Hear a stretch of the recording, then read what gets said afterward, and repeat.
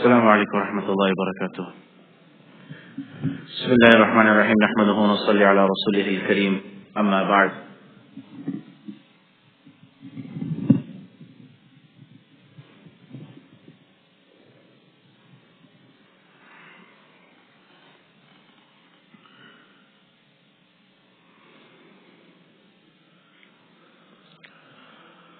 ولا تأكلوا أموالكم بينكم بالباطل وتدلوا بها إلى الحكام لتأكلوا فريقا من أموال الناس بالإثم وأنتم تعلمون. Allah subhanahu wa ta'ala gives advice and nasiha to those people who are, once He speaks about fasting, and fasting you eat physical nourishment, you eat food and you eat this physical food. There is one physical eating, and as they say, one is a metaphorical eating, which is, for example, as people say, I'm eating my own earning. I'm eating my own work, my hard work. I eat from my own hard work. Main apna paisa khata hu, as they say in Urdu. I eat my own wealth.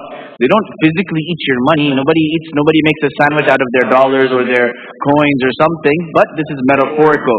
So after Allah speaks about physical nourishments, He speaks about metaphorical nourishments. And over here He's talking about metaphorical nourishment, which is wealth. And then He says, وَلَا تَأْكُلُوا أَمْوَالَكُمْ Don't indulge in your wealth, don't eat your wealth, meaning don't indulge in your risk. Don't have your risk, because money, it buys food, and food is what you eat. So the metaphor over here is don't eat your wealth, meaning don't eat the risk that you're getting from your wealth, because that's what you do with your wealth. This in balagha is called tashbih, which means a metaphor, a similarity. For example, someone comes and they told Ali radiallahu anhu that Amir al-Mu'mineen, in my house there are no mice. So Amir al-Mu'mineen said, oh, there's no mice in your home? Okay, give her some food and give her some rizq. And someone said, she never asked you for anything. He said she was too shy to ask me. Mice only come in a home where there's food in excess. So she said, mice only come in that house where there's food in excess. And she did not want to say, I'm muhtaj. So all she said was, there isn't mice in my home. And I understood that this house doesn't have extra food. It only has enough what they can put in their stomach. There's not enough to put even in another animal's mouth, forget another human's mouth. Then we don't have enough to put in another animal's mouth, forget another human's mouth. In Arabic, if someone is called kathirul rimad, they have a lot of ashes. It's a metaphor in Arabic. Does anyone know what that metaphor means? Huwa kathirul rimad. He has a lot of ashes.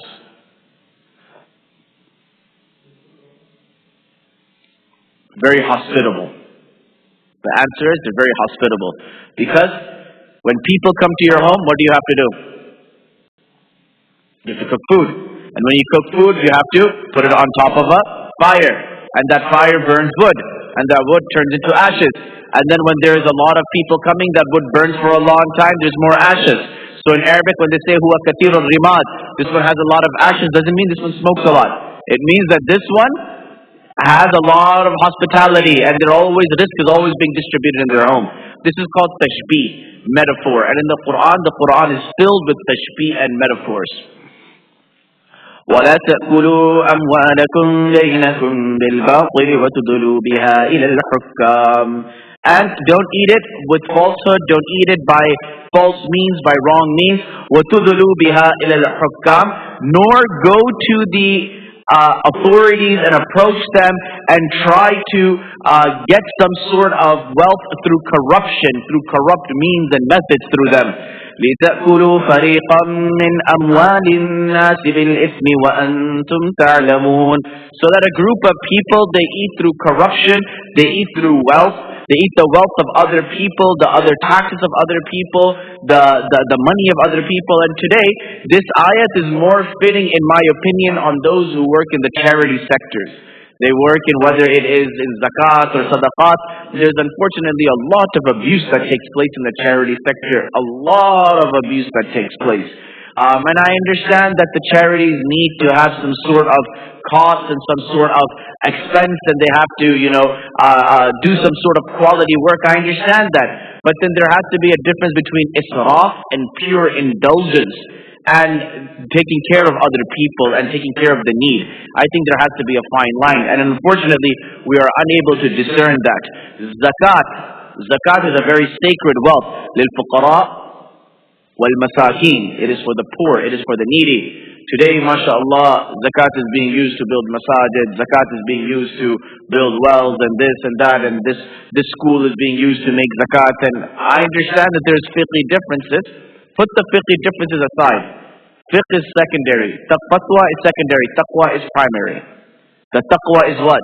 There are hungry stomachs outside. There are children that are hungry outside. And we are utilizing the wealth for our own needs and for our own gains and for our own projects and our own organizations. The haqq right now of the wealth should be to the fuqara and masakeen. If you want to get chairs, you're more than welcome to sit comfortably. Ala raha, inshallah. Yes, it can also mean towards rishwa, which is bribery. The Prophet ﷺ said, Ar-Rashi wal-Murtashi, kilahuma fin-nar. The one who gives rishwa, the one who bribes, wal-Murtashi, and the one who takes the bribe, kilahuma, both of them fin-nar. Both of them are in the fire of Jahannam. The only time you can give rishwa and bribery is when it is the only way to get your own haqq. It is your haqq to get, but you can only get your haqq through the bribery means. And I'll give you an example. In South Africa, getting a license is your right. Everyone needs a license to get around. It's a durura. However, you cannot get your license without bribery. They will not give it to you. The system is so corrupt. Illa masha'Allah can get it without bribery. You have to put something inside and give it.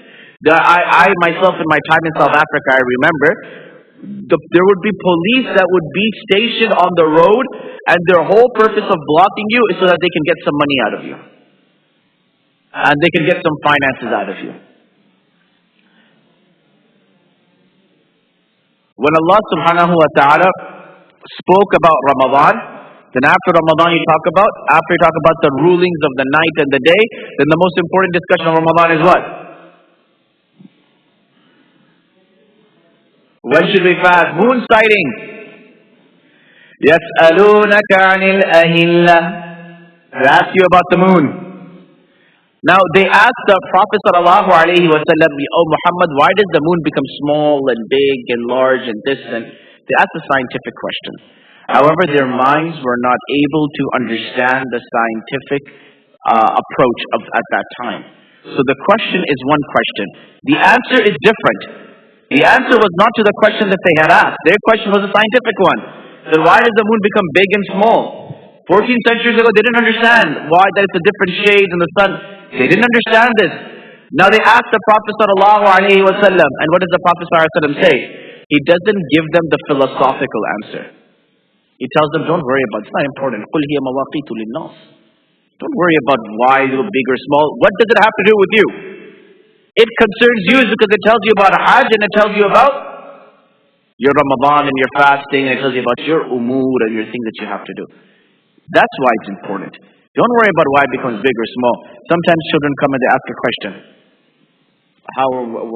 Where do babies come from? You can't explain to a child all on the whole. You have to say, they came from Amazon, and if you're not good, we'll return it. So my niece and nephews, we tell them that because now brothers having kids. So now when the kids get surprised, where did this kid come from? No, this came from Amazon. And if you're bad, we will return you too. So now when the Amazon box comes at home, the children get scared. They're not sure who's getting returned or who's coming. So this shows that at times, the question, you should not answer a question, but you should give the person who's being questioned, they should understand where the questioner is coming from and what benefits the questioner. Over here, look, Allah doesn't answer the question, He gives a different angle to it. قُلْ هِيَ مَوَاقِيتُ لِلنَّاسِ وَالْحَجِّ. It is mawaqit, it is the time for people and Hajj. Allah could have very easily had a solar calendar, which would have been exactly and meticulously sorted and arranged. But Allah chose that a lunar calendar should represent the Muslims. Why? Is because there is a spirit of going out out and following through and being cognizant of the months and of what days are coming and being relevant to your time, that comes when you are approaching and understanding the moon. With the sun's concept, whether January comes or February comes or March comes or April comes, no one realizes it. Before you know it, the next month comes. You don't even see it. But in the Islamic month, between Sha'ban and Ramadan, there's a big fight that happens in between. That's how you know Ramadan is coming. Then between Ramadan and Shawwal, you do a welcome party for Shaitan too. And they know, okay, all this fighting is happening beforehand. Alright, we know for sure Eid is tomorrow. Someone said, brother, I don't know whether you're doing moon sighting, global, local, or this or that, but I can tell you one thing, guaranteed tomorrow is your Eid. He said, how do you know? He said, all the fighting you're doing over here, Shaitan must be out. I don't know about the moon, but I can guarantee one thing. You're fighting, definitely Ramadan is over. وليس البر بأن تأتوا البيوت من ظهورها ولكن البر من اتقى. And it is not a good deed that you enter your homes from min ظهورها, the back. They used to say that once a person gets into ihram, they cannot enter their home from the normal passage, from the normal door. So you have to go from the back entrance. You have to hop the fence and go from the back.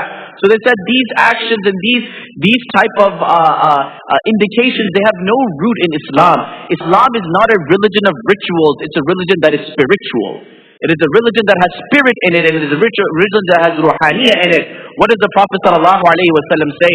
That Allah doesn't need your hunger and your thirst. Allah doesn't need your fasting if you don't abstain from ghiba and sins and backbiting. The purpose of fasting is not just to have a hungry stomach. The maqsad is so that it stops you from other sins. The same way, inna salata tanha anil fahsha'i wal munkari wal bagh. That it stops you from sins. That is the maqsad of your salah. The purpose is not just the motions. The purpose is the result of those motions. The purpose is not just to sponsor an orphan, but the purpose is to have that shafaqah and raham and that love for the ummah and for the people in the community. That is the maqsad and the purpose. So that is the asl. So Allah subhanahu wa ta'ala is saying, don't focus on these rituals, be spiritual.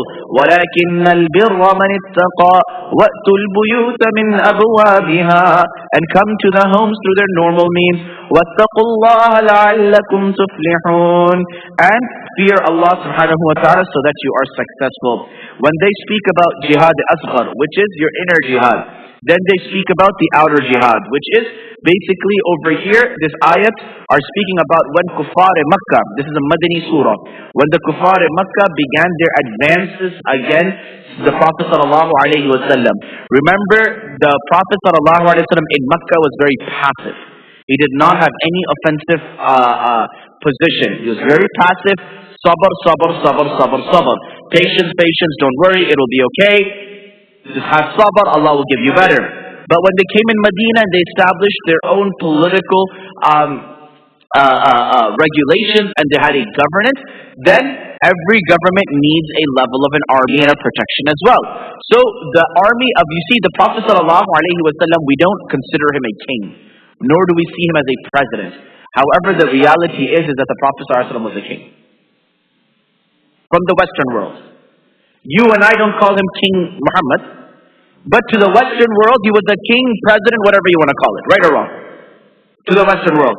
And Medina was a riyasa, it was a government, right or wrong? So every government requires what? An army. If they don't have an army, what's going to happen? They're going to get wiped away.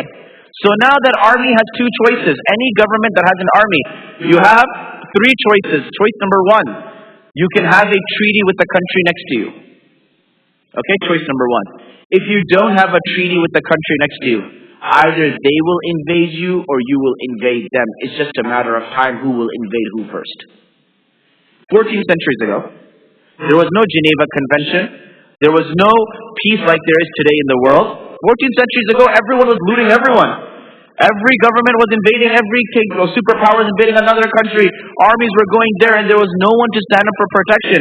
So in this scenario, when you're a group of villagers and you have you just established your governance and your political organization as a safe haven for your people, just as the Jews were persecuted in the Holocaust and they wanted a special land so that they don't have that persecution and that what took place in Germany. 14 14 centuries ago, Rasulullah sallallahu alaihi wasallam said, no, the Muslims are being persecuted in Mecca.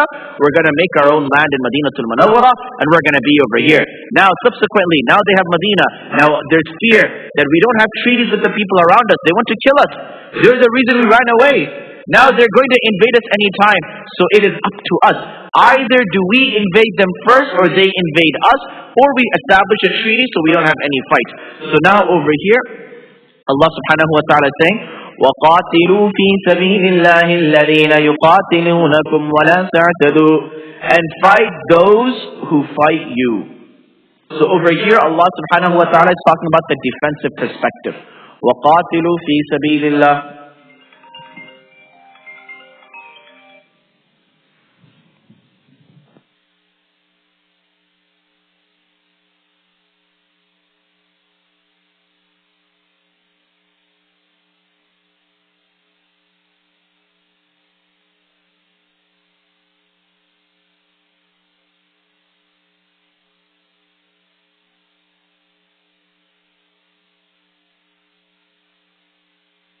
لا يحب المعتدين. Allah doesn't like those who transgress.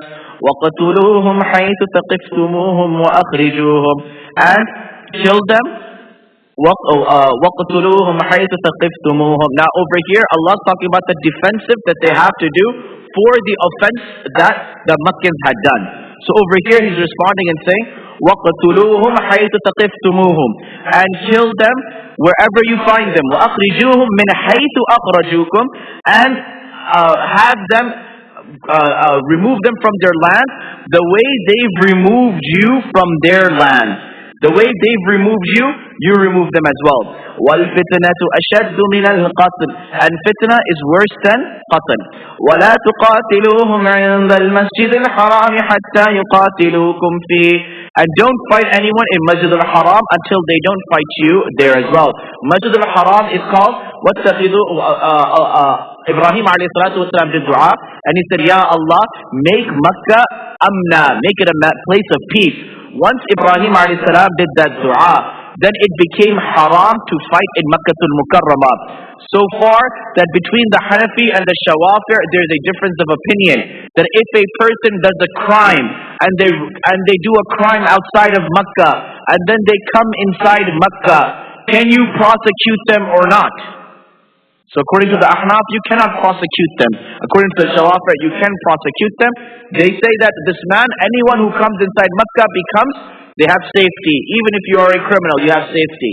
However, if you do a crime in Makkah, you have no safety. If you do aggression in Makkah, you have no safety. حَتَّى يُقَاتِلُوكُمْ فِيهِ فَإِنْ قَاتَلُوكُمْ فَقْتُلُوهُمْ, meaning if there is an offensive from the Makkans, then be defensive and respond and reciprocate. كَذَلِكَ جَزَاءُ الْكَافِرِينَ. This is the compensation for those who disbelieve. فَإِنْ انْتَهَوْا فَإِنَّ اللَّهَ غَفُورٌ رَحِيمٌ. And if they stop their aggression and their offense, then Allah is forgiving and merciful. We are ayah number 192, surah number 2. وَقَاتِلُوهُمْ حَتَّى لَا تَكُونَ فِتْنَةٌ وَيَكُونَ الدِّينُ لِلَّهِ. And fight them and have your battle until deen becomes for Allah subhanahu wa ta'ala alone.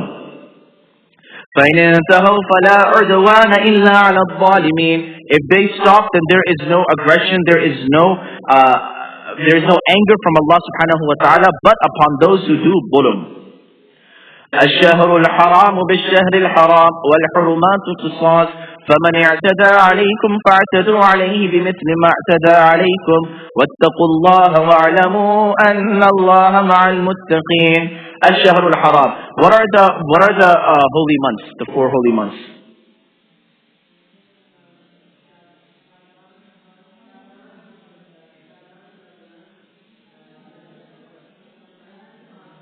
MashaAllah, you guys have mentioned about 7-8 months by now.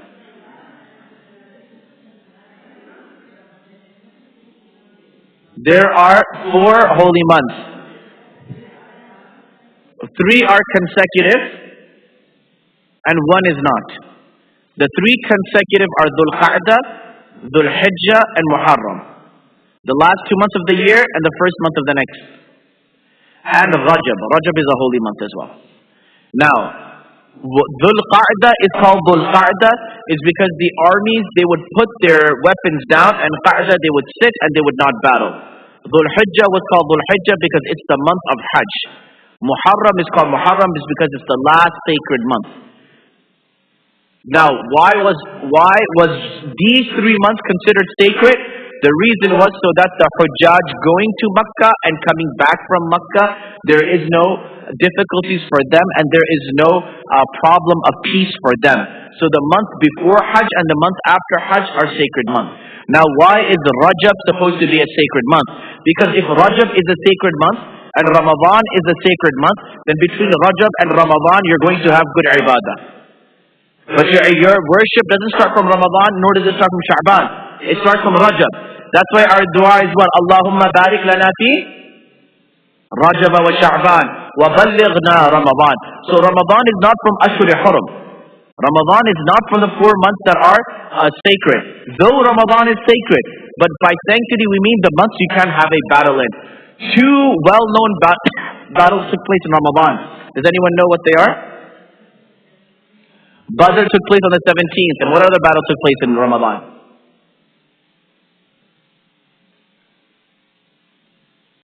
Fateh Makkah. The conquest of Makkah took place in Ramadan. Fateh Makkah also took place in Ramadan. Most of the Sahaba didn't fast the first Ramadan, by the way. Ramadan was made fard in the 2nd year Hijrah. And most of the Sahaba did not fast the first Ramadan because they were in battle. Most of the Sahaba didn't do the battle of Badr while they were fasting. وَالْحُرُمَاتُ قِصَاص. And Allah subhanahu wa ta'ala says, and the sanctities and the sacred nature of these, they hold their own retribution. If a person breaks the sanctity, then they're held accountable. Remember, in these 4 months, doing a good deed, you get more reward. Doing a bad deed, it is reprehensible. Albeit nowadays, the prohibition on battle does not exist. It's encouraged that battle shouldn't take place, but it does not necessarily exist. فَمَنْ اعْتَدَى عَلَيْكُمْ فَاعْتَدُوا عَلَيْهِ بِمِثْلِ مَا اعْتَدَى عَلَيْكُمْ. If someone transgresses against you, someone harms you, you have the right to take revenge as much as they have harmed you. وَاتَّقُوا اللَّهِ. Now, somebody punches you. Okay? You have the right to punch them back. However, your right is what? As much as they've hurt you. Now, is it possible for you to hit someone back just the same amount that they hit you back? No. So this means either you will hit less or you will hit more. Right or wrong? So if you hit less, did you get your full vengeance? So what was the point to begin with? Don't do it. And the second is, what if you hit that person and your hit was more hurtful than his hit to you? So now you became the oppressor and they became the oppressed. So what is Allah saying? فَمَنْ اعْتَدَى عَلَيْكُمْ فَاعْتَدُوا عَلَيْهِ بِمِثْلِ مَا اعْتَدَى عَلَيْكُمْ وَاتَّقُوا اللَّهِ. However, remembrance to your Allah is because you can never get your equality back. It is better وَاعْلَمُوا أَنَّ اللَّهَ مَعَ الْمُتَّقِينَ. It is better to forgive someone. Allah is with the muttaqeen. وَأَنفِقُوا فِي سَبِيلِ اللَّهِ وَلَا تُلْقُوا بِأَيْدِيكُمْ إِلَى التَّهْلُكَةِ وَأَحْسِنُوا إِنَّ اللَّهَ يُحِبُّ الْمُحْسِنِينَ. Allah subhanahu wa ta'ala now, after speaking about fasting and siyam, He speaks about the major battle of the nafs. He speaks about the minor battle of the nafs and the major battle of a physical battle. Now every battle is funded and every battle needs finances. So now Allah speaks about finances and He says, وَأَنْفِقُوا فِي سَبِيلِ اللَّهِ. And spend in the path of Allah. وَلَا تُلْقُوا بِأَيْدِيكُمْ إِلَى التَّهْلُكَةِ. And don't put your hands into self-destruction. A lot of people use this ayah, وَلَا تُلْقُوا بِأَيْدِيكُمْ إِلَى التَّهْلُكَةِ, to say smoking and all these other things are haram. They say, look, Allah says in the Quran over here, don't put your own selves in self-harm. Don't harm yourself. However, though you are right, those other things are impermissible and you shouldn't do them, the istidlal and the extrapolation from this ayah is incorrect. Abu Ayyub Ansari radiallahu anhu says that people use this ayah and they tell other people, don't put yourself in self-destruction. They're interpreting this ayah wrong. This ayah was revealed in us Ansar, and it was revealed when we were not financing, and it was revealed to us to finance the different expeditions and the skirmishes of Rasulullah sallallahu alaihi wasallam. وَأَحْسِنُوا إِنَّ اللَّهَ يُحِبُّ الْمُحْسِنِينَ. And be good, for Allah loves those who are gracious and kind. Now, there are different types of jihad. There's jihad of the nafs, there's jihad of the qalam, there's jihad of your own iman and your Islam and your ruh, which is also a hajj. Hajj is like a jihad, it's because it has its struggles and it has its difficulties. So now Allah talks about hajj. He says, وَأَتِمُّوا الْحَجَّ وَالْعُمْرَةَ لِلَّهِ.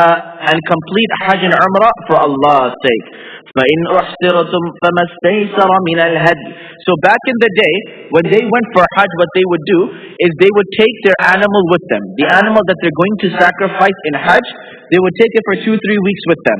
They would have a special marking on it, and it would be branded that this is my animal, so they don't get confused in the thousands of other animals. And then they would take it with them. And now, if they are going to Hajj and Umrah, as you remember in the Treaty of Hudaybiyah, the Prophet ﷺ was going for Umrah. But what happened? Was he able to go? They stopped him. So now you're in Ihram, and you can only exit Ihram. So basically, to give you the spiritual concept of it, when a person puts on Ihram, they basically say, I have become Allah's, and I am doing this journey for Allah, and I'm in a mentality where I'm a pilgrim, and I'm not fighting, no aggression, no battle, nothing. And I'm going with peace. So now nobody harm me, neither do I fight you, neither do you fight me. So in Makkah, regardless of whether you agreed or you disagreed, if someone came for Hajj or Umrah, you gave them space. If you've been to Hajj and Umrah, you know, no matter how much arguments and fights happen between the government of this government and that government, when it comes to Hajj and Umrah, most of the years, all governments are welcome. Even if there is an active aggression with them, they say, you know what, it's Hajj, it's Umrah. They're coming for Allah's sake. So you know what, it's okay. Let them come. However, when the Prophet ﷺ got there were 1,400 of them. They stopped them. And they said, you can't go ahead.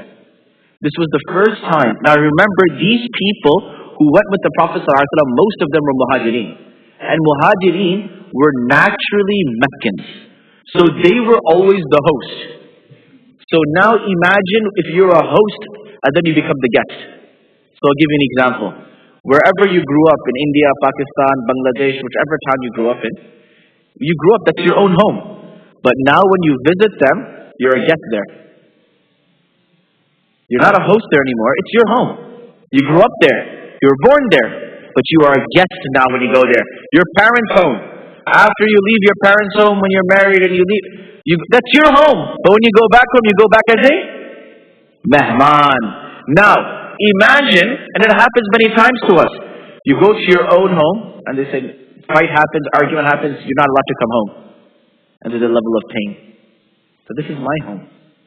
I grew up here. What do you mean I can't go inside? These were the walls that witnessed me.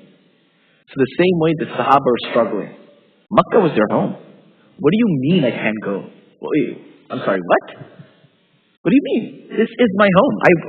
Not for a few years, for centuries this is our home. For centuries our family lived over here.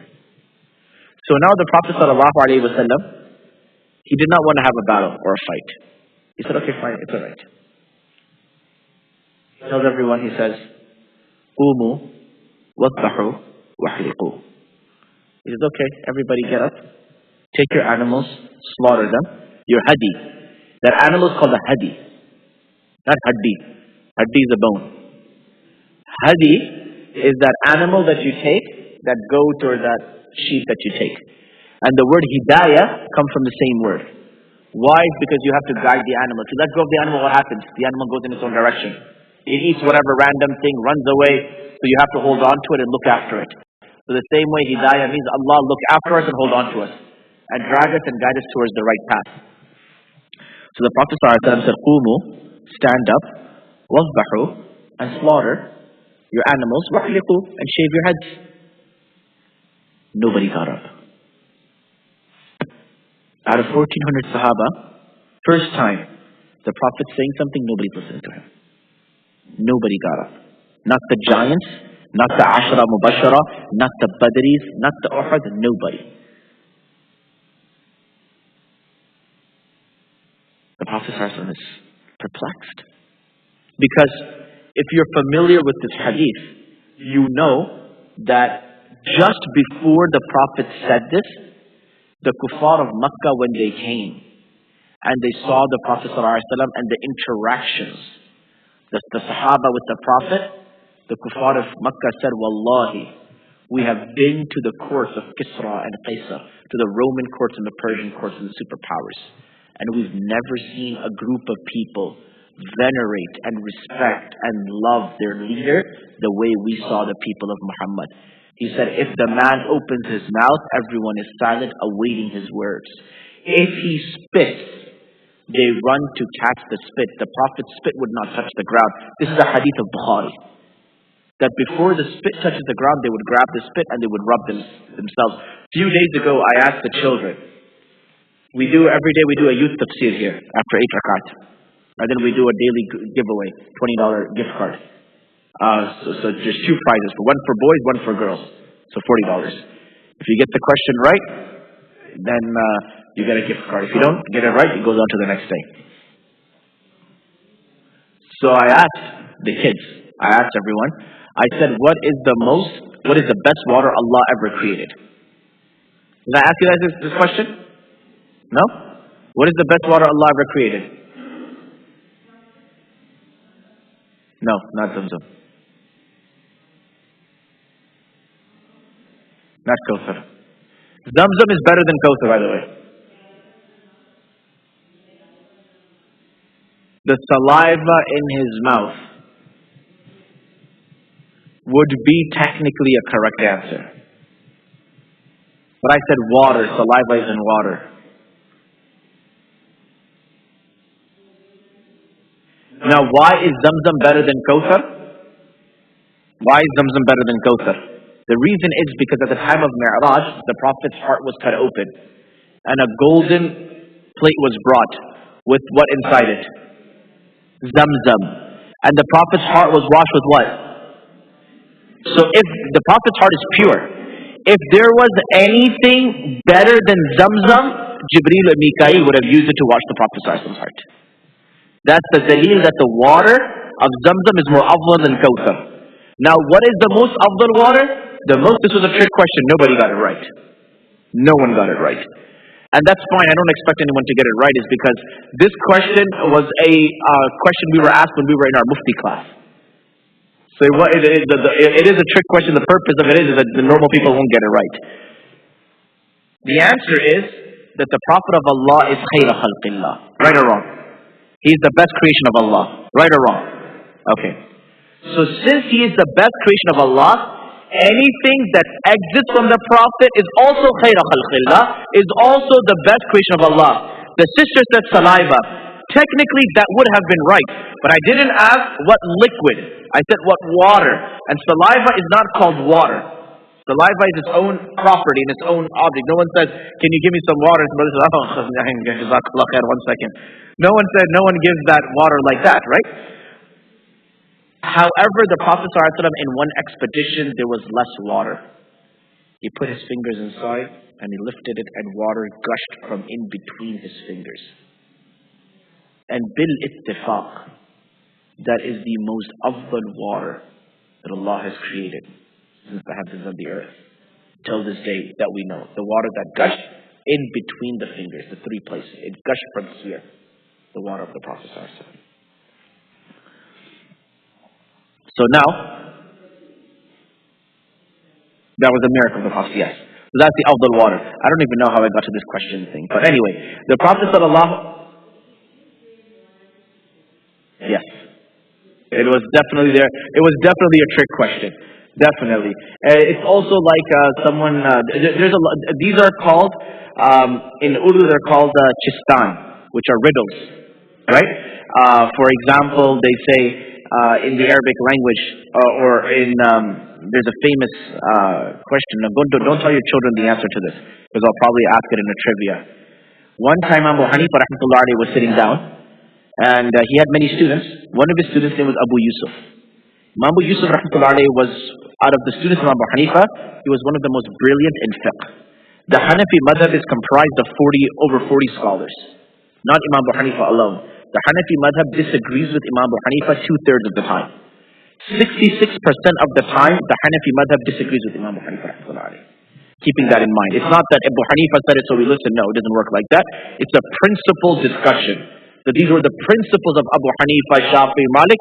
They are the originators in the sense that they were one of the people who were very effective in developing these principles. But it doesn't mean that they were the only one or we listened to them alone or something of that sort.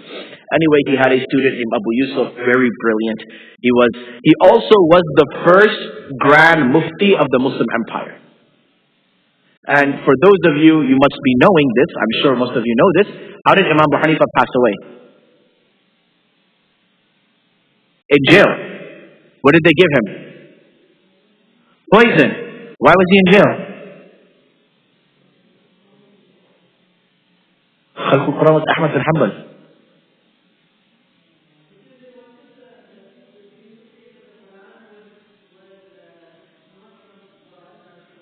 Imam Ahmad bin Hanbal, that's Imam Ahmad bin Hanbal. Imam Abu Hanifa was jailed. You know why he was jailed? And he died of poison. All the 4 Imams went to jail. All the 4 Imams went to jail. He was offered the position of Grand Mufti, Qadi al-Qudat. Grand Mufti. And what did he say? He said no. He said, I'm not deserving of it. And the Khalifa got angry. He said, you're a liar. He said, exactly. I told you I'm not deserving of it.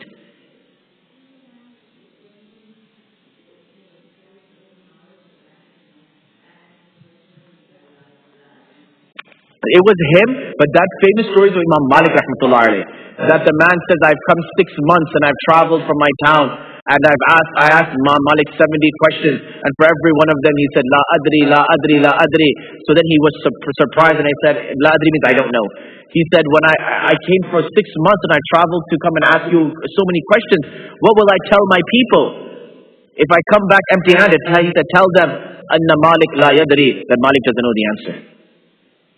You know, like Imam Malik rahmatullahi alayhi was a giant of his own capacity. But Imam Abu Hanifa rahmatullahi alayhi, he said, when he said that, the man said, I want you to be the Chief Justice, Qadi al-Qudat. He said, I'm not eligible for it. I don't have the qualifications.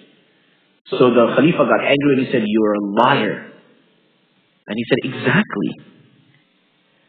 If I'm speaking the truth, and I'm speaking the truth that I don't have the qualifications, I don't deserve to be Qadi al-Qudat. If I'm speaking the truth. He said, and if I'm lying, and I do have the qualifications, and I just said right now I don't have the qualifications, that means I'm a liar, and a liar shouldn't be a judge. Let me say that again. He said to the person, the Khalifa says to him, I want you to be Qadi al-Qudat, the Chief Justice. Now if you're a Chief Justice, you make more money than any other scholar in the entire country. You have more wealth than anyone else. However, you are forced to say whatever they say. And you can't disagree against them. And these people, they were not scholars for dollars. They didn't care about money and this. They cared about what was truth and what was right. So Imam Abu Hanifa rahmatullahi alayhi knew that if he was in that position of Chief Justice, he would have a moral issue where he would not be able to say things. And if he does say things, he would be jailed. So he said, I don't have the qualifications to be the Chief Justice. The man said, you're a liar. He said, okay, if I'm speaking the truth, I don't have the qualifications, you shouldn't put me there. And if I am lying, and I do have the qualifications, then I'm a liar, and a liar shouldn't be a judge. So anyway, Imam Hanifa rahmatullahi alayhi had a student, Abu Yusuf. And he told Abu Yusuf was a brilliant young man. He was amongst the elderly from his students. Abu Yusuf rahmatullahi alayhi, one day he told him, he said, MashaAllah, you have very good knowledge and your fiqh is very good, and I trust you, this and that. Imam Abu Yusuf rahmatullah alayh, he thought that his teacher's praise meant that he was finished and he graduated and he can start his own masjid and madrasa. So it's like me saying that, mashallah, Ameen, you take very good notes. It's very nice to see you here. Mashallah, you're very intelligent. And the next thing I know, Ameen's in Frisco, in his little home, starting his own Dora Quran. Journey through the Quran. Or I don't know what he will call it. And now, basically, what has just happened? Oh no, Mufti Wasim said, mashallah, take good notes, I'm ready. Whoa, relax. All he said was you take good notes. He didn't tell you to start your own madrasa. So Imam Abu Yusuf rahmatullah alayhi thought that Imam Abu Hanifa said, you're good. Start your own. So he left, the next day he started his own. Few days went by, Imam Abu Hanifa was like, this guy was such a great student and he was there every day. Now he just stopped. I just told him it's a good, what happened? Like, oh yeah, by the way, he started his own masjid and madrasa. Oh. He said, okay, go to him and ask him a masala. Tell him that a man goes to a laundromat. Zayd goes to a laundromat. And in the laundromat, he meets Khalid. Zayd gives him his shirt. And tells Khalid, can you wash this and give it back to me? Khalid says, okay. Zayd comes back a few days later. Zayd says, can I get my shirt? Khalid said, you never gave me a shirt. They said, no, I gave you a shirt, you watch it. He said, you never gave it to me. He said, okay. Zayd says, alright, whatever, he leaves. A few days later, Khalid feels bad. He calls Zayd back. He says, I'm sorry, this is your shirt. Now, who pays the bill for the wash? Does Zayd pay it or does Khalid pay it? Abu Hanifa rahmatullah says, if Abu Yusuf says that the one who owns the cloth, Zayd washes it, tell him you're wrong. And if he tells you that the one who owns the laundromat, Khalid, he's the one who owes the bill, tell him you're wrong. And if he asks you the answer, tell him go back to the origin, go back to your origins. He didn't go back to your teacher. So he goes, he says, Shaykh Imam Yusuf. He's like, yes. He's like, I have these su'al, I have a question. The question is different, but I changed it up a little bit for you to understand. Otherwise, what do you know about a sabbagh, the one who colors clothes and this and that, and so that's why I changed it. Some of these stories I alter a little bit so it's more understanding to you. And you're able to follow along. So he says, I have a question. A man comes by the name of Zayd to a laundromat. And he takes his shirt and he gives it to the laundromat owner, Khalid. And he asks him to wash it. Khalid agrees. A few days later, Zayd comes back to collect his clothes. Khalid says, you never gave me clothes. Zayd argues, fights. Khalid denies that he ever got clothes. Zayd says, okay, he goes back home. The owner of the laundromat regrets it. Ramadan was coming. So it was the second, third day of Ramadan.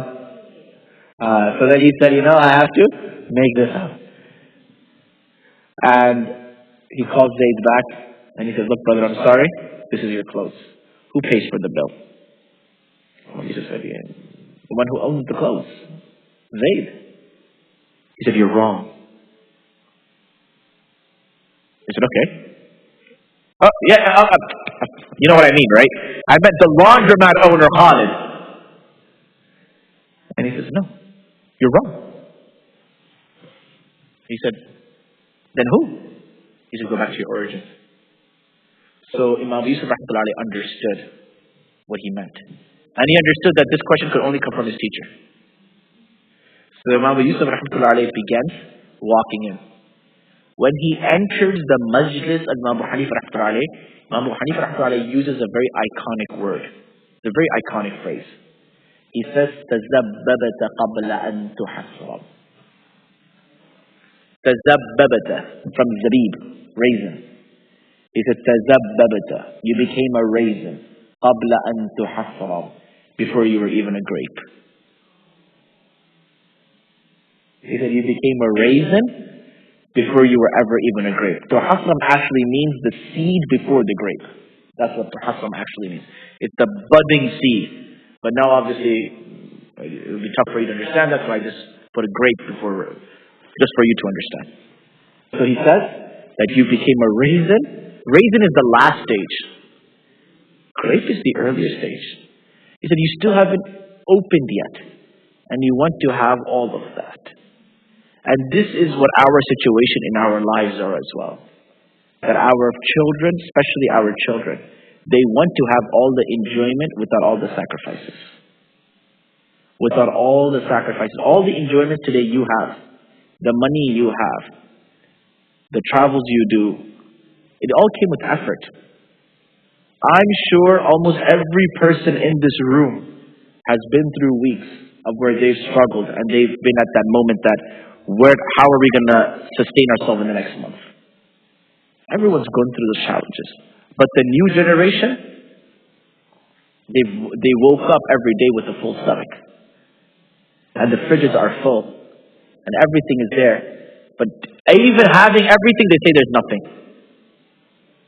They have TV, computer, games, everything. Mom, Dad, there's nothing to do at home. You open it. Look up and down. There's no space to put anything in. Mom, can we order pizza? And the bichari mom also says, Beta, Domino's or Pizza Hut? My father had a usul at his home. I was born in Dallas,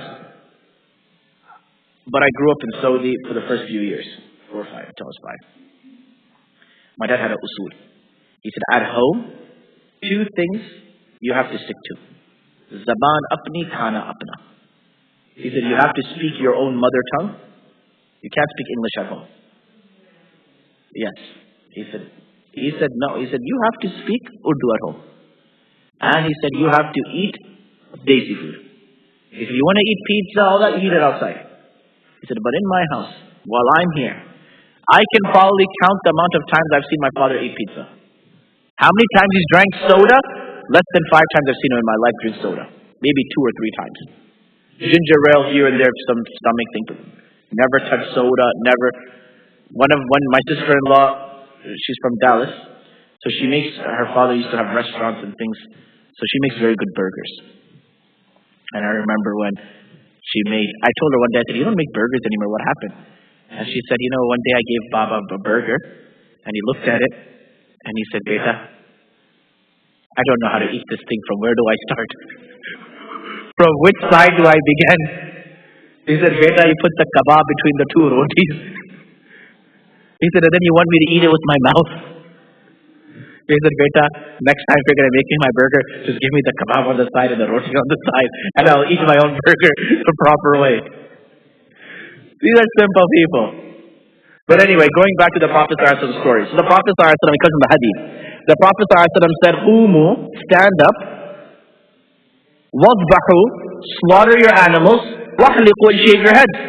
The kuffar were like, no. The Muslims were like, no. And these were the same ones that would not let the spit of the Prophet fall on the ground. Okay. The Prophet's perplexed. Nobody's listening to him. First time. In 6 years, the Sahaba refused to listen to the Prophet. So he went home. So one of his wives was like, Ya Rasulullah, you know that it's very tough for them, right? These were Makkans. If they wanted to do Umrah, they just got out of their home and the Kaaba was there. They've never had to put ihram on and take it off. It never has happened to them. It's never happened in their forefathers' life, forget their life.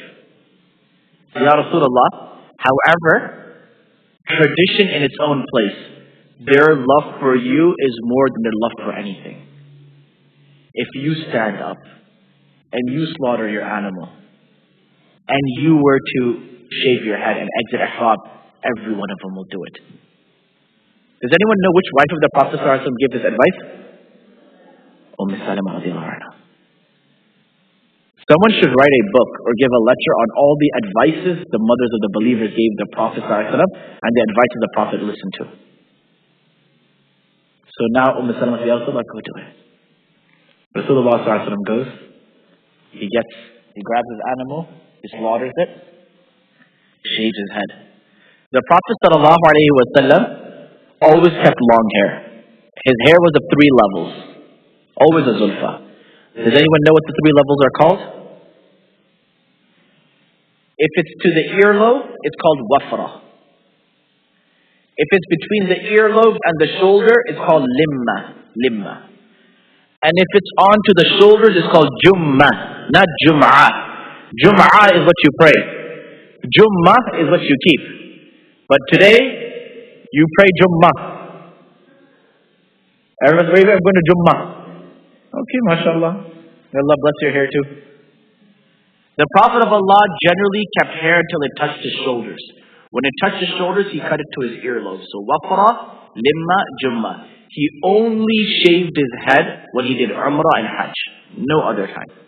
And when the Prophet ﷺ used to have long hair, he used to crease it back. And there used to be a natural split that used to happen in the Prophet ﷺ's hair. Like, you know, ever seen the Prince Charming picture? Over there, the way the hair splits, that's how the Prophet ﷺ's hair split. And it was very thick hair. And it was very wavy hair of the Prophet ﷺ. He had very beautiful, long, thick, wavy hair. It wasn't like at the age of 60, the Prophet ﷺ started having like as they say, what is it called? A medan, right? A ground, like a leveling on the head. He had hair throughout. And the Prophet ﷺ didn't have white hair. Only 17 strands of white hair he had. And they were located here and here. Anas bin Malik radiallahu anhu says, I counted the white hair of the Prophet ﷺ. And there were only 17. Some here and some there, and that was it. And that man at the ages... The Prophet ﷺ lived to how old was he when he passed away? No.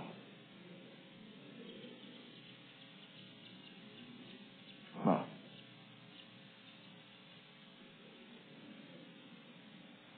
First of all, there's a lot of opinions on the Prophet's age. Some say 65, some say 60, some say this. There's a lot of opinions. The reality is that the Prophet ﷺ passed away at the age of 60, not 63. He passed away at the age of 60 solar years and 63 lunar years. The Prophet ﷺ's solar year demise was 60 years. And his lunar year demise is 63. That's how the breakage is about. See? I think I should ask that one. I should ask that. Yeah, I should ask that. I like these questions. Our Ustad Mufti al-Haq, when he used to teach us ifta, and we used to have to write fatwas, he would come up with a very complex mas'ala. And he would come and he would bring it and he would have us solve it. And imagine a grand mufti is trying to find a hard situation to give to you. And I remember there were fatwas that Mufti Sahib would give me, and then he would tell me, Wasim Khan, I know you're not going to find the answer, but I want you to do a little bit of tawaf around the library. I want you to walk around the library a little bit, but I know you can't find the answer. And I would spend days looking for it and not find the answer. And then he would say, the answer of this masala will be found in such and such book, on such and such page, in such and such edition. I read this 30, 40 years ago in Newtown. Allah subhanahu wa ta'ala had blessed him with ajib memory and ajib recollection. There are people who are Allah subhanahu wa ta'ala. Anyway. فَإِنْ أُحْصِرْتُمْ فَمَا اسْتَيْسَرَ مِنَ الْهَدِي. If you are prevented from doing Umrah or Hajj, then whatever hadi you have, whatever animal you have, then slaughter it. وَلَا تَحْلِقُوا رُؤُوسَكُمْ حَتَّى يَبْلُغَ الْهَدْيُ مَحِلَّهُ. If you are far from Makkah, then you send your animal with someone who is going to Makkah. فَمَنْ كَانَ مِنْكُمْ مَرِيضًا أَوْ بِهِ أَذًى مِنْ رَأْسِهِ فَفِدْيَةٌ مِنْ صِيَامٍ أَوْ صَدَقَةٍ أَوْ نُسُكٍ. Allah subhanahu wa ta'ala says that whosoever has a sickness or they have some injury on their head, then and they cannot slaughter an animal on Hajj, then what they will do is that they will either give fast, or they will give some sort of sadaqah, or they would do some sort of ritual or something that would give away the fact that they had not slaughtered the animal that they were supposed to slaughter. فإذا أمنتم فمن تمتع بالعمرة إلى الحج فما استيسر من الهدي. And when you are safe, then go back to Umrah and Hajj and take whatever animal you can with you that you can sacrifice.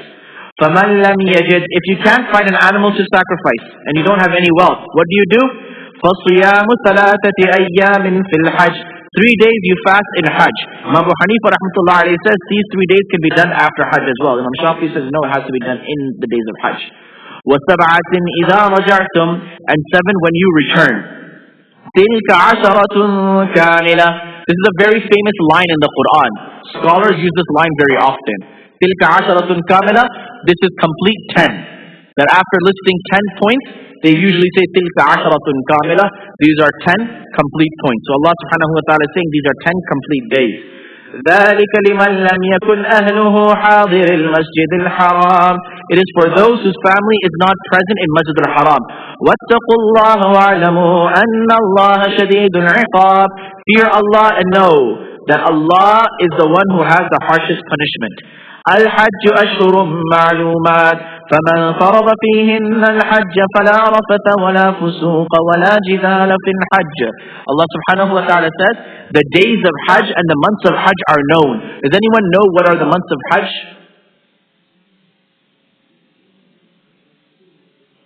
Dhul Hijjah and the 2 months before, Sha'ban and Shawwal and Dhul Qa'dah. So you have the 7 days before Dhul Hijjah, or the 8 days. You have the month of Dhul Qa'dah and the whole month of Shawwal. So if you make Umrah in the month of Shawwal or Dhul Qa'dah, you have to also do a Hajj as well. الحج أشهر معلومات فمن فرض فيهن الحج فلا رفث ولا فسوق ولا جدال في الحج. Whosoever decides on doing Hajj, Hajj literally means to intend, or it means a journey. The Prophet Allah subhanahu wa ta'ala says, whosoever decides to do a Hajj, stay away from 3 things.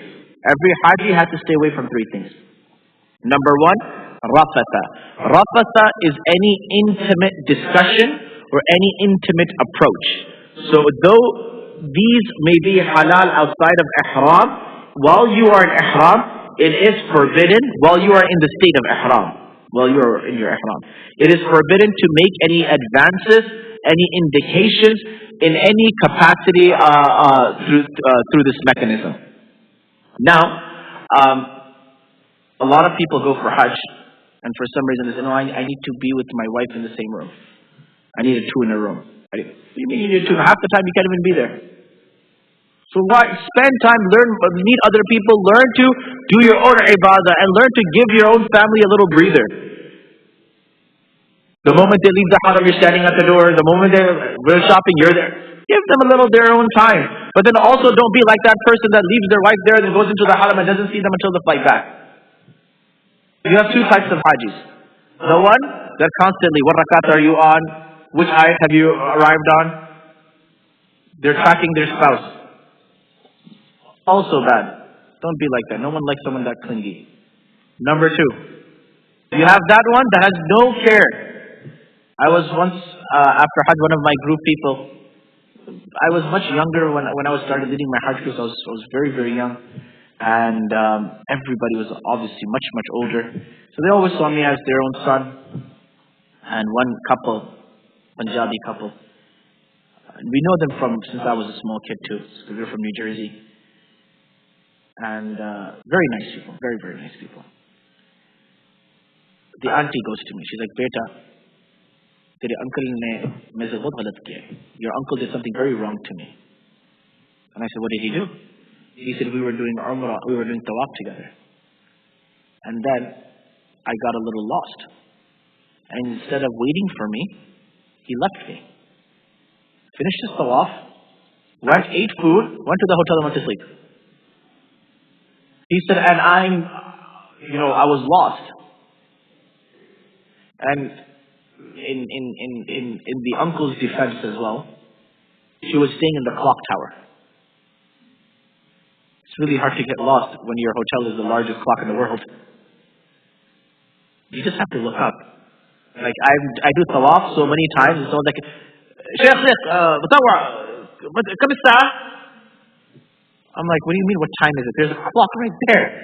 Like, what do you mean? What time? Like, why would you stop me? Like, right there. You just have to look up. And then like, like, yeah, you're right. There's a clock right there. I don't know why I asked you. But anyway, so she comes and she says, your uncle left me, and he didn't look after me. So I said to the uncle, I said, uncle, that's really wrong. You should have looked after her. And you should have went and you should have, made sure she was okay. He was like, Beta, you told me that in the haram, if I give anything to Allah, Allah will give me 100,000 back. So I give Allah my wife. I said, you keep her, Allah. He said, I'll get 100,000 back. And I said, uncle, did you think about it? You will also get 100,000 mother-in-laws. He said, I didn't think about that. Anyway. فَلَا وَقَتَ, and don't hold any type of intimate advances. وَلَا فُسُوقَ. Fusuq is fisq. Fisq is any type of sin. Don't waste food. Someone said something very beautifully. One of my friends said something very beautifully. He said people go to Hajj and Umrah and they end up paying twice for their meals. So what do you mean paying twice for their meal? He said first time they pay the tour operator, the travel agent, for their meal. And when they go to the haram, they waste their food. And they pay Allah a second price for it. And the second price is more costlier than the first price they paid for it. They end up paying more when they go to the haram. And they waste the food. Because we see all this food, right? Like we've never seen food before. We have to stock up everything. And then we come back with towers of food. I've tried a little bit of spaghetti, a little bit of fish, chicken thing, and like, mashallah, some of our plates look like the whole zoo. Every creature that Allah created from the heavens and the earth is mawjood inside there. Take what you can eat. Take a small portion. Eat it and then go back again. Don't waste. One of my teachers was very simple man. He would go, I remember when we would be waiting for the table to get cleared up at the buffet, he would sit down and he would begin eating the food of the person that had just left the plate there. And now obviously as Americans it's something that's very strange now. I would be like, Sheikh, there's so much food there. And he would say, no, this food will go to wastage. Maulana Hussain al-Madani rahmatullah alayhi, his son, Maulana Ashar Madani, still alive. He came here a few months ago. His habit, my father told me this. I didn't see this myself, but my father told me this. He said he's had many meals with him. And the Shaykh is a person who's got millions and millions of people following him. He says that when they eat food, he said every time I have seen the Shaykh, first pick up all the grains of rice that fell on the table. And first eat that. And then eat what's on the side of the plate. Adab and etiquette and manners of this. Look at how people, you can tell a person's taqwa level. One of the ways to tell a person's taqwa level is how they eat their food. Because the one who is scared of wasting their food, they know that Allah is watching them. Did I tell you the story of me in Qatar? I told you the story of me in Qatar, right? When I went to Qatar and that man who I had rice and chips left over and I said I'm going to give it away. I told you the story. I've told you the story. I know.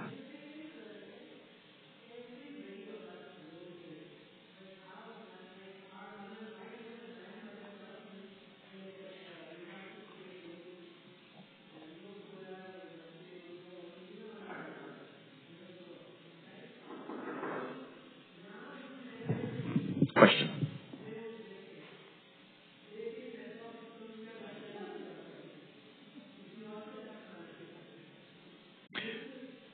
What did people say? I'm sorry, I missed it. Daqiyanus. Oh, wow. That's pretty strong. The sister asked, she said that growing up, traditionally the culture was that we didn't waste food.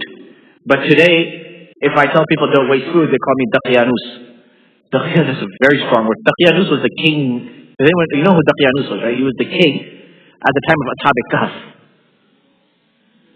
Yes, that word Daqiyanus, that's saying in Urdu and Arabic, that's the name of the king of Ashab al-Kahf. The tyrant who stopped 7 people from ibadah, who Allah gave them 300 years of sleep. So Daqiyanus is a very powerful word. But no.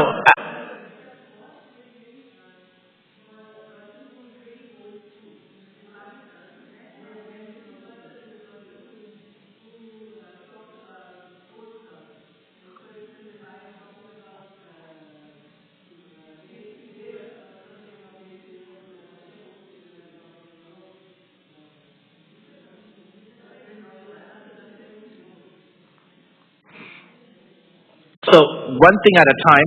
As far as the food is concerned, the reality is that when we pay for our own food, we eat all of it.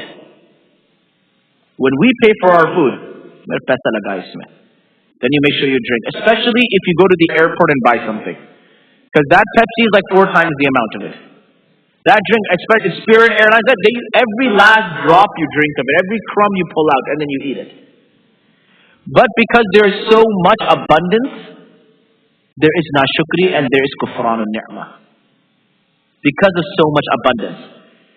So, there's 2 solutions to this. Number 1 is, the first thing is that teaching the children to have value, and not because you need the money, but teaching them the etiquettes and the value of spending on food and the value of food. So let them once a month or once every 2 months or 3 months host a dawah for the family. Teach them that, look, you have to throw it. You have to take us out somewhere. And you have to do it out of love and muhabbas because we want you to carry this thing on for the rest of your life. And when that kid, then he's not going to say, oh, order drinks as well and ice cream as well. He's going to say, you sure we can share 2 drinks, right? It's bottomless, right? Then you'll see it. It's like, I have Patan in many. Patan, anyone Patan over here? Patan 1, 2. So don't take any of my Patan jokes offensively. These are one culture, so I say them. One person said that Patan brother went to a dukan and he bought a soap thinking it was barfi. So one of my teachers, he's Patan, right? Patan is like Afghanistani. So in the Desi world, they make jokes about the Patan for not being as intellectually elevated as the rest. So my teacher, he's also Patan. He's from this area. He said, people make ajib jokes. Some jokes they make no sense. And then he was telling us, he's like, one time I heard a man say that this Patan went to a store and he bought a soap thinking it was barfi. Barfi is the sweet. He said he began eating it. And he said, come on. He said, who's going to make this mistake? He said, so someone told him, he said, do you not realize that there is soap suds happening in your mouth and you're eating the soap and it's not barfi? He said, I know. It's not barfi. Lekin main apna paisa kha raha hu. He said, I know. He said, I know it's not the soap, but I paid for it. So I've gotten this far, might as well finish it now. Might as well finish it. So, the first thing is teaching them the etiquette. The second thing is that mothers, with all due respect, cook less. Make less. We've created this culture in our home. Ped bhar kar. Eat till you're full. Yeah. I don't know if you want to call that a sunnah. The sister asked, is it sunnah to make one dish? Well, they only had material for one dish. But I did mention this before. Since fridges came, then this new bid'ah came of hoarding food.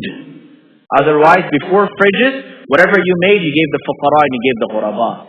Since the fridges came, the haqq of the ghuraba has finished.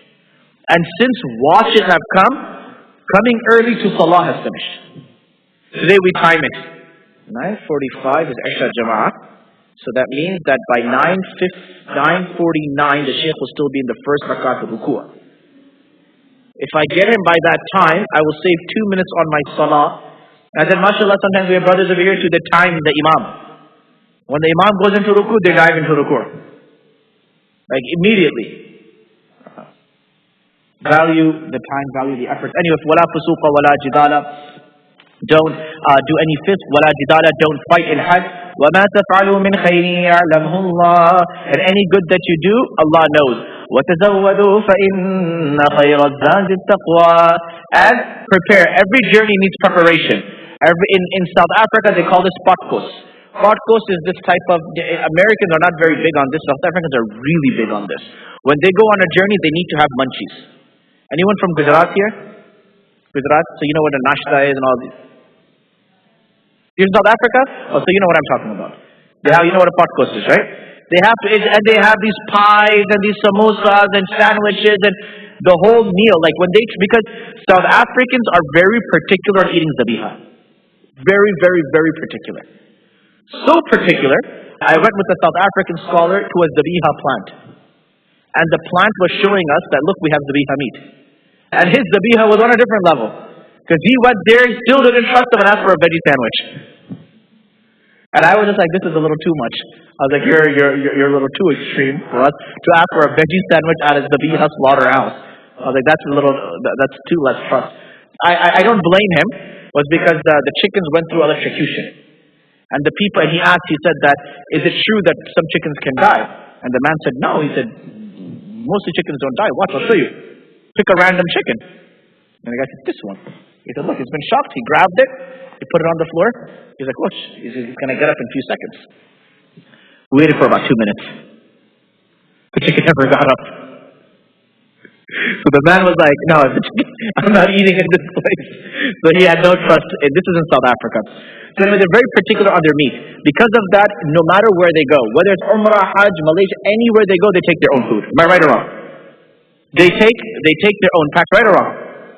No? Some of them know, a lot of them. A lot of them, they take their potcoats and their food, or maybe all the ones that I know. Yeah, maybe the modern ones don't, but the traditional ones, a lot of them, they have their food and they have their journey. If you want to have amazing food, have South African food. I've traveled the world. One of the best foods I've had is I was talking the other day. I said they've captured the desi taste, but then they have no oil in it. Usually desi food has so much oil in it that the U.S. Army is about to invade it. That's how much oil is usually inside our nihari and our different meat and different things. But South African food, it bypasses that. وَمَا تَفْعَلُوا مِنْ خَيْرٍ يَعْلَمْهُ اللَّهُ وَتَزَوَّدُوا. Everyone makes preparation. فَإِنَّ خَيْرَ الزَّادِ التَّقْوَى. What's the best preparation? Taqwa. Keep taqwa as a parcel. Patience as a parcel. Whenever you're getting ready for any journey, Eid is about to come, summer is about to come. You're going to travel, you're going to go to many places. Now during these journeys, things are going to happen, challenges are going to happen, difficulties are going to happen. You're going to get annoyed with your children, with your family, with your spouses. At this time, what is the first thing you pack before you pack the food and the drinks and make sure you have the band-aids and the money? First thing you pack is taqwa. First thing in any trip you pack is taqwa. Pack your taqwa with you. Remember that Allah is watching you. Don't argue for no reason. Let things go. Pray your salah on time. Do your ibadah on time. Eat your halal. Don't see things you're not supposed to see. Even though you're going on a vacation, go on a halal vacation, not on a haram vacation. What if you're on a wrong place and you pass away and Allah takes your life away and now your body is lying in some Las Vegas or some haram, some place which is known for sin? You don't want to be that individual that went to a place and your ruh was taken. May Allah save us from going to these places where Allah is displeased with and our ruh being taken out from there. Inshallah, today we will end off over here. We're ending off a little early today because I have some errands and I have to, my mother is arriving today. And inshallah tomorrow we will continue and we will finish Dhuhr. There is a janazah here today of a 19-year-old boy. So the request is of everyone to please remain. Since it is your aada generally to stay here till Dhuhr anyway, take some Quran, read Quran, do dhikr, pray salah, do some ibadah. That is the asl. Don't leave. I mean, it's easy to go back and go home and do your own thing, but it's also easy to stop by, grab a Quran, read your Quran. You have no children, no family, no distractions right now. Utilize this time. If anyone has any 1-2 minute quick questions, I'll take questions, but for the most part we'll end off inshallah. Any questions? Going once? Going twice?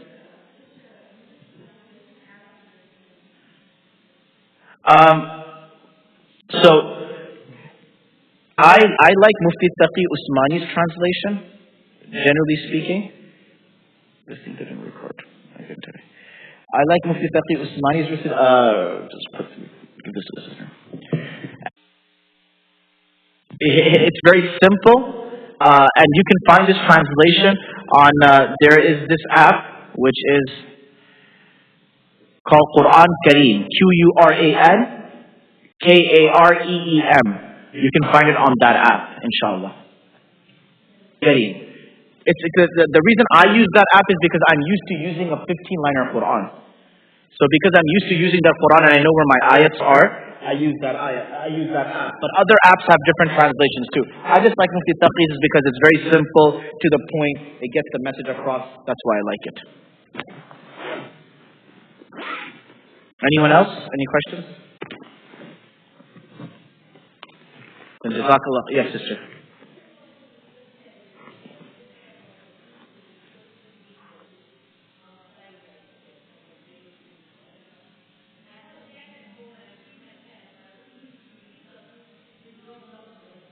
What is the sister asking? Oh, yeah, if you give your food to the animals, that's fine. That's not wastage. Yeah, giving your food, but then don't I told one of my students, I said, listen, my teacher for 30 years, he never wasted a grain in his home. For 30 years, he said, Wallahi al-Azim, one grain has not been wasted in my home in 30 years. So I said, how is that even possible? I said, you'll always have something left over.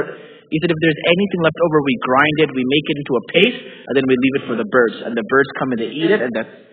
So then he said, we make it for the birds. So even at our home, when the bread gets stale or something, we go to the park, and we distribute it to the birds. So I told one of my students this. We went to a restaurant to eat, and there was extra... This happened there's extra food. And he was like, Mufti Wasim, niyat for the birds, right? I said, Bhai, the birds are not going to eat nihari and biryani. He's like, I have a possum that comes to the back of my house. We're going to leave it. I'm like, that possum will never return after having nihari in the back of your home. But what do you do with the nihari? Eat it the next day. Eat it the next day. But one thing as well, make less food, but make fresh food. There's barakah in fresh food. Ibn al-Qayyim rahimahullah writes in Zad al-Ma'ad, إذا أتقن الطعام مرتين فقد ذهبت البركة. That if food is warm 2 times, the barakah is gone. Ibn al-Qayyim mentions this. Barakah in food remains. Keep it fresh, make them eat it fresh.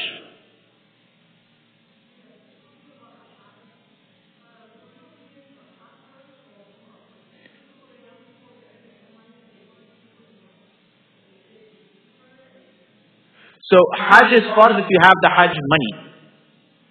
If you don't, Umrah is not farz. But my advice is, you should go for Umrah, is because in Hajj you can't enjoy your Umrah. There's too many people. So you should go Umrah one time so you understand how everything works. And then when you go for Hajj, you can do it better.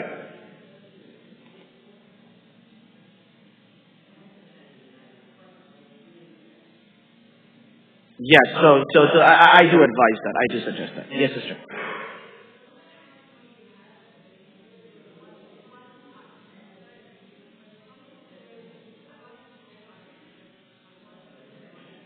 Yeah, alhamdulillah, if a person has money, they should go Hajj as much as they can.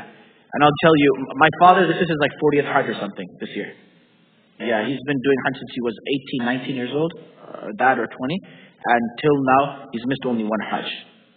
And I think he's in his early 60s or something. I tell people say, well, why go for Hajj?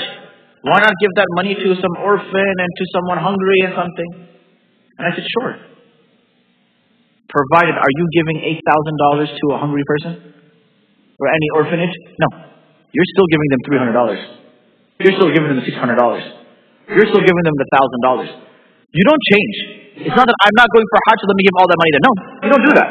However, if you go for Hajj, then the iman and the ruhaniyah that you will have and the spirituality you will have, it will give you an iman boost. When you come back, you will say, forget this, Allah will give me more, I'm going to give more. So it creates a jazba and it creates a motivation. Inshallah. Jazakallah khair. Keep us in the du'as. Assalamu alaikum wa rahmatullahi wa barakatuh.